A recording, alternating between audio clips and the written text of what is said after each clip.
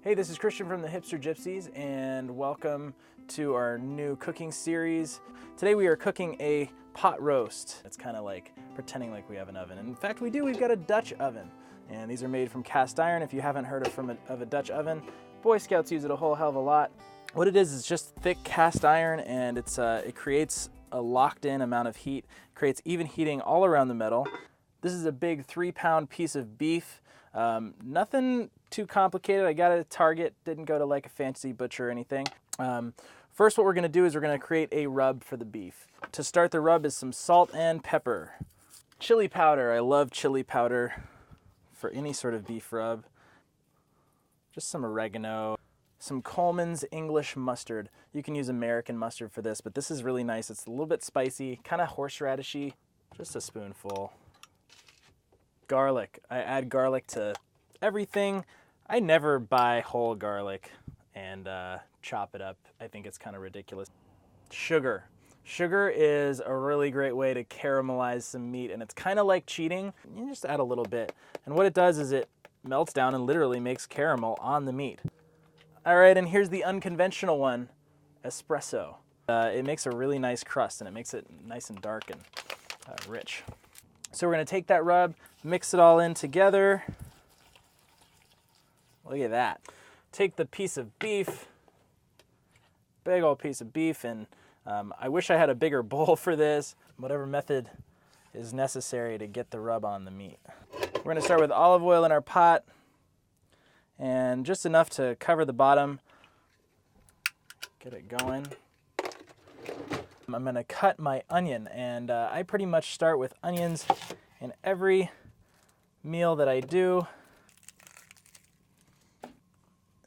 All right, and then what I do is I just cut it horizontally to the root, then we cut it towards the root. The root is right here. And then we cut it like this. While we've been doing that, our pot has been heating up. So what we're going to do first is we're going to brown the meat. We're going to be adding moisture to the meat later, so we want to make sure that it has a nice crust on it so it doesn't have that kind of soggy, braised meat type of texture. All right, so we're going to add the meat to the pot.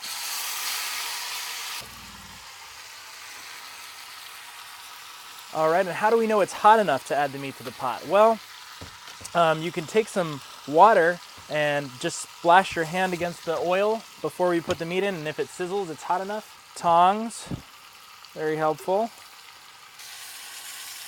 All right, so it's nicely browned on this side, and you can see right there, that's what we're looking for. We're gonna turn it over and make sure we get the other side. Maybe it takes 30 to 45 seconds to brown it. The goal of this is to make sure that we get a crust on the outside. We're not trying to cook the meat through. And even though it might look cooked on one side, it's not even close to there. And we don't want that. We want the center to finish slowly, because this is more of a tougher cut of beef, and it's the center cut round. And it's got some connective tissue in there, and we want to break it down by slowly roasting it. We're now going to take the meat and remove it from the pot, and we're going to let it rest for 1 second. And this is less to rest the meat and more to make sure that we can cook our onions through, and the onions are going to pick up the flavor. So we're going to leave the oil and all the goodness that's in there from the initial browning of the meat, and we're going to put our onion in there that we just chopped. Now we're going to break out our fancy dancy heat-proof spatula, and you can see all the beautiful meaty juices it's picking up. The onion in there. If you don't like onions, learn to like them. Onions are good for you. They used to think that they were evil because of all the layers. So I'm letting those onions brown, and it's been about 2 minutes so far. I'm going to add our mushrooms. I'm just going to add about half of what's in here, because I can't fill up this pot too much, or we won't have room for everything. Time to add the carrots, and these are just whole, sort of those baby carrots that you get from the store. And I'm just going to toss them in because, like I say, it's going to be a long time in the liquid, and they're going to have plenty of time to cook, so we're not going to cut them up. I'm realizing our meat is not going to fit inside of this pot with all of this stuff in it, so what I'm going to do is I'm going to take it and I'm going to cut it in half. We can still fit the whole piece of meat in there. And you can see what that looks like in the middle before we cook it. And so this is gonna let us just put it in like this and fit it all in like that. Beautiful. We could leave it like this, and if we were gonna put it into an oven, this is what I would do. I would just take this and I would put the whole thing in an oven, but we can't do that because we're in a little tiny motorhome and we don't have an oven. So what are we to do? Well, what I've done is I've taken some chicken broth. This is just from Target. I've heated it up over the stove, and this is gonna allow us a little bit of a barrier so we can get that nice dry heat here up on the beef, but it's gonna allow the vegetables not to burn down below. A little bit, and I'm just watching.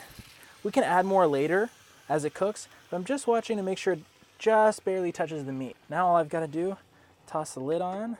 I can turn it down just a little bit, and we leave it for 30 or 40 minutes, and I can't wait to eat this. It's gonna be really, really good. All right, it's been about 20 minutes. Let's see what's going on here with our awesome meal. I'm just gonna take it out. Just gonna feel it. So, you know it's basically done when it feels kind of like you're pushing your, this fleshy part of your palm right here. That's like medium well, so it's definitely done. We're gonna take it out and we're gonna leave it there to rest for a second, because if we were to cut it right now, the juices would come out more than we want. And we're left with this awesome like stewy sort of roasting vegetables.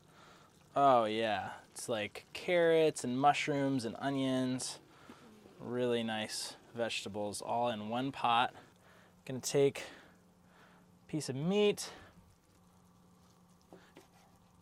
and you want to slice it as thin as you can, just to make it, especially with a tougher cut of meat, just to make it easier for the teeth to chew.